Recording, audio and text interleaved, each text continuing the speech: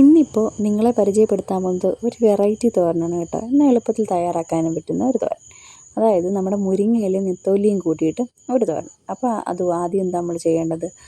ഒരു ചീനച്ചട്ടി ഒഴിച്ച് കൊടുത്ത് അതിലേക്ക് ആവശ്യാനുസരണം വെളിച്ചെണ്ണ ഒഴിച്ച് കടുക് വറക്കുക. ഇതിലേക്ക് നമ്മൾ വൃത്തിയാക്കി ഊരി വെച്ചിരിക്കുന്ന മുരിങ്ങയില ഇട്ട് കൊടുക്കുക.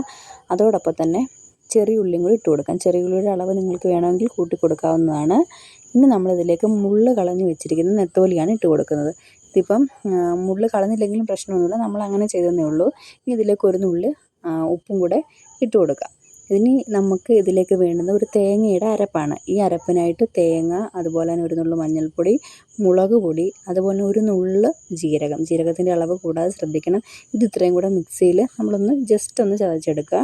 ഇതും കൂടെ ഇതിലേക്ക് ഇട്ട് കൊടുക്കുക. ഒന്ന് നിരത്തി വെച്ച് കുറച്ച് വെള്ളവും കൂടെ തളിച്ച് കൊടുത്തതിന് ശേഷം ഇത് നന്നായിട്ട് മൂടി വെച്ച് വേവിക്കുക. അപ്പോൾ നമ്മൾ മൂടി വയ്ക്കുന്ന സമയത്ത് തീ ഉറച്ചിട്ട് വേണം ഇത് വേവിക്കാനായിട്ട്. അതുപോലെ തന്നെ ഇടയ്ക്കിടയ്ക്കൊന്ന് തുറന്ന് നമ്മളൊന്ന് ഇളക്കി കൊടുക്കണം, അല്ലെങ്കിൽ അടിയിൽ പിടിക്കാനുള്ള സാധ്യതയുണ്ട്.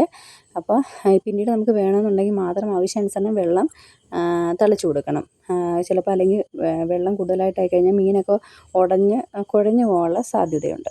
അതുകൊണ്ട് വെള്ളം കുറേശ്ശെയായിട്ട് മാത്രമേ തളിച്ചു കൊടുക്കാവൂ. അങ്ങനെ ഇത് വേവുന്ന അത്രയും സമയം നമ്മൾ മൂടി വയ്ക്കുന്നതിനോടൊപ്പം തന്നെ ഇടയ്ക്കിടയ്ക്ക് ഇളക്കി കൊടുക്കാനും മറക്കില്ല. അപ്പോൾ എല്ലാവരും ട്രൈ ചെയ്ത് നോക്കണം കേട്ടോ. Thank you.